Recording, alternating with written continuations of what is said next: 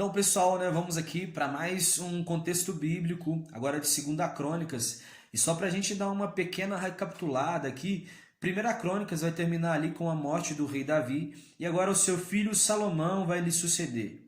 Então agora Salomão ele está ali, né, indo a Gibeon, porque ali ficava, né, o tabernáculo construído por Moisés, ficava também o altar de bronze construído ali por Bezalel.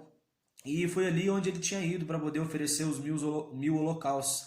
Então, Salomão ali naquele momento ele vai pedir sabedoria para poder governar a nação. Salomão ele possuía ali 1.400 carros e 12.000 cavaleiros. O reino dele tinha muito ouro e muita prata, né? E ele importava ali cavalos ali do Egito e da Cilícia e ele repassava esses cavalos, né? Ou seja, vendia ali para os reis sírios e os arameus. Salomão ele vai mandar uma mensagem ali para o rei de Tiro pedindo ajuda para ele, como ele havia ajudado também o seu pai Davi, né? Que o rei de Tiro, chamado Hurão, ele havia construído um palácio ali para Davi. Então ele pede ajuda também. E Salomão vai pedir ali homens que sejam habilidosos na arte de em bronze, ferro, madeira, prata, tudo isso. Então o rei de Tiro então acolhe o pedido e ele vai chamar um homem chamado Hurão-Abi. Hurão-Abi. Esse homem ele era filho, né, de uma mulher de Dan, uma mulher da tribo de Dan, casado, né, com um homem ali de Tiro. Então ele foi agora, né, fazer ali todos os utensílios ali para o templo de Salomão. Salomão ele mandou ali fazer um recenseamento semelhante, né, ao que seu pai fez, seu pai Davi. Então ali, depois de feita essa contagem, agora ele vai nomear ali 70.000 homens para poder ser ali carregadores de pedras e outros 80.000 para poder eles serem ali os cortadores de pedras. Salomão ele começou ali a sua obra, né, no Monte Moriá, onde Yahvé ele tinha aparecido ali para Davi, né, no terreno de Araúna, onde Davi havia comprado esse terreno. Então agora aquele homem chamado Hurão-Abi, ele vai fazer ali os querubins, né, querubim de madeira. Ele faz esses 2 querubins. Ele faz também as 2 colunas ali do templo, né? Uma coluna, a coluna da direita se chamava Iaim, que significa ele firma, e a outra coluna da esquerda que se chamava Boaz, que significa nele há poder. Então foi isso obra, né, do homem chamado Hurão-Abi.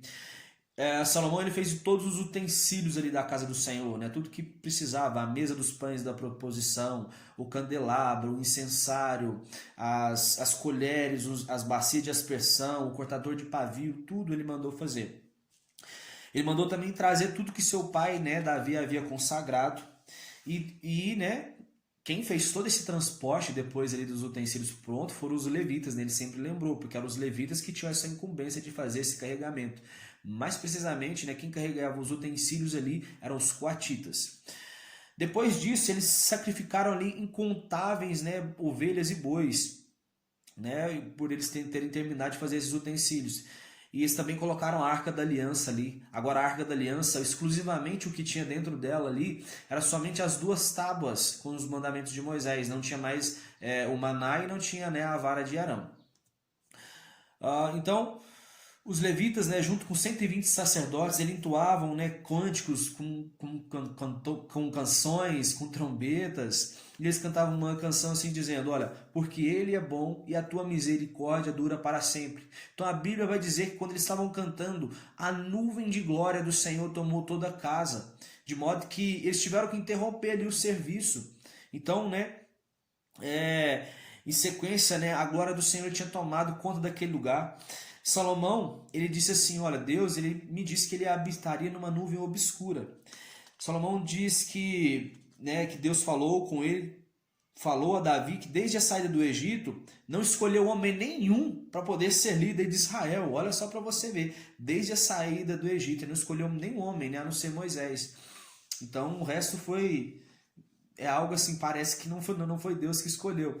O único que ele havia escolhido para Jerusalém era Davi. O único que foi escolhido ali por Deus foi Davi. Então Salomão disse que se cumpriu a palavra de Yahvé, que ele, né, havia se tornado ali rei no lugar de seu pai Davi, pois isso já havia sido profetizado, né, através ali do profeta Samuel. Salomão postou diante do altar, em frente de toda a assembleia, estendeu a mão e ele mandou construiu uma plataforma de 2 metros e 25 centímetros ali no centro do pátio externo. Então ele sobe ali e agora ele começa a fazer uma oração. E ele começa, né, lembrando Deus as promessas que ele fez a Davi. E o interessante é que Salomão ele vai sempre fazer agora orações ali em favor do povo. Ele estava começando a ter esse coração ali, né, de liderança mesmo do povo de Israel. Ele também pede para que sejam atendidas as orações de quem não era judeu. Ou seja, para nós que não somos judeus, eu e você, nós também, né, somos incluídos aqui nessa oração que Salomão fez. Se acaso também o povo caísse em cativeiro, olha só a oração de Salomão, que Deus também pudesse ouvir a oração do povo, se acaso o povo caísse em cativeiro, né, como já iria acontecer. Salomão então agora ele vai chamar Deus para poder vir habitar, porque aquela casa não era para Deus, e Salomão na oração ele disse, Deus está pronto, pode vir. Então naquele momento ali, desceu fogo do céu e ele consumiu todo aquele holocausto que estava ali, e a glória de Yahvé tomou toda a casa. Alguns povos, né, da cidade, eles estavam vendo aquele fogo descendo, e de onde eles estavam, eles se prostraram e começaram também a adorar a Deus. Tamanho foi aquele mover ali do Senhor diante do templo. Então agora, lembra que Salomão tinha oferecido 1000 holocaustos? E não foi exagero, né, esses holocaustos aí não, porque Salomão ofereceu muito mais. Agora, depois dessa inauguração do templo, ele ofereceu ali 2.000 bois e 120.000 ovelhas. Então, depois disso, os sacerdotes começaram a tocar o chofar, o povo começou a fazer festa. Essa festa durou 22 dias e no 23º dia, Salomão ele vai e despede o povo. Salomão ele terminou então aquela construção ali, né, do templo e do palácio, e Deus apareceu mais uma vez ali para ele à noite e disse assim, olha, se por acaso, Salomão, eu fechar os céus e não houver mais, né, eu enviar gafanhotos, se o povo que chama pelo meu nome orar, se humilhar, e se entregar a mim, dos céus eu ouvirei a oração deles e me manifestarei em favor deles, e eu curarei toda a terra e perdoarei os seus pecados. Então nesse momento, né, após ali a oferta, né, de sacrifício, Deus aparecer agora, né, mais uma vez ali a Salomão durante a noite, e aí vai falar com ele sobre essa oração muito conhecida aqui, né, no livro de Crônicas. Outro detalhe, né, isso não pode passar despercebido. Deus vai dizer que vai ouvir todas as orações que forem feitas, e os olhos deles estariam ali agora no templo a ouvir todas as orações que fossem feitas ali. Isso é muito forte. Então passou ali 20 anos, né, da construção ali do templo, da casa, do seu palácio. Salomão ele vai reedificar as cidades ali de Irão. Lembra que Irão tinha ficado insatisfeito com as cidades dele. Então Salomão reedifica essas casas ali, e ele também ali ele vai agora construir, né, tudo que seu coração desejou ali em Jerusalém. Ele construiu no Líbano também, que o Líbano fazia parte ali, a cidade de Tiro ficava no país, né, no Líbano. Então Salomão também favoreceu ali essa região, porque o rei de Tiro, né, foi um parceirão ali dele. Outra coisa, os povos, né, os heteus, os heveus, os jebuseus, os girgazeus, todo esse povo, nem sei se os girgazeus tem, mas é tudo eus ali. Aqueles que não morreram, eles foram então obrigados ali, né, a fazer os trabalhos escravos ali em toda a obra que Salomão estava fazendo. Salomão, ele tinha mandado fazer ali um palácio para, né, sua esposa, a filha de Faraó, porque ele diz assim, olha, eu habito nesse palácio aqui do meu pai, só que esse palácio do meu pai aqui é sagrado, né? A Arca da Aliança passou aqui por alguns lugares, então não quero que essa mulher ela more aqui. Então, tipo assim, cara, parece que Salomão já sabia que ele estava fazendo uma coisa errada, né? De estar ali morando com essa esposa egípcia, sei lá, eu entendo assim. Salomão, então, ele oferecia, né, cotidianamente os sacrifícios, né, segundo os mandamentos de Moisés, chamado mitzvah, né, eles faziam isso diariamente. Ele também oferecia no sábado, né, os primeiros dias de cada mês, as luas novas, e das três solenidades anuais, que a primeira era ali a festa dos pães sem fermentos, né, chamado ali o Matzah. Também oferecia nas festas das semanas, ou Pentecostes, que era chamado de Shavuot, e também na festa dos tabernáculos ou colunas, que era chamado de Sukkot. Então, né, ele sempre oferecia esses sacrifícios. Irão, ele trouxe muito ouro ali também, né, de Ofir, no qual, né, Salomão tinha ali uma parceria ali com esse rei, eles faziam ali esse comércio ali, trazendo ouro, né, da cidade de Ofir. Agora, num outro cenário aqui, a rainha de Sabá vai aparecer ali agora visitando Salomão, ela fica impressionada com a sabedoria dele, com o palácio dele, ela presenteia ele e Salomão também dá presentes ali para ela. A Bíblia vai dizer também que os reis árabes e outros governadores eles traziam ali impostos para Salomão, por isso Salomão tinha muita riqueza, né, e recebia muitos tributos ali. E a Bíblia vai dizer que ele fez 200 grandes escudos de ouro e mais 300, né, pequenos escudos de ouro. Então Salomão ele fez isso. No livro de Reis vai dizer que os escudos pequenos eram 200, né? Só para mostrar, eu estou usando a mesma Bíblia aqui, né, a King James, mas existe essa diferença aqui nesses escudos. É um pequeno detalhe. Pronto, ele fez o seu trono de marfim.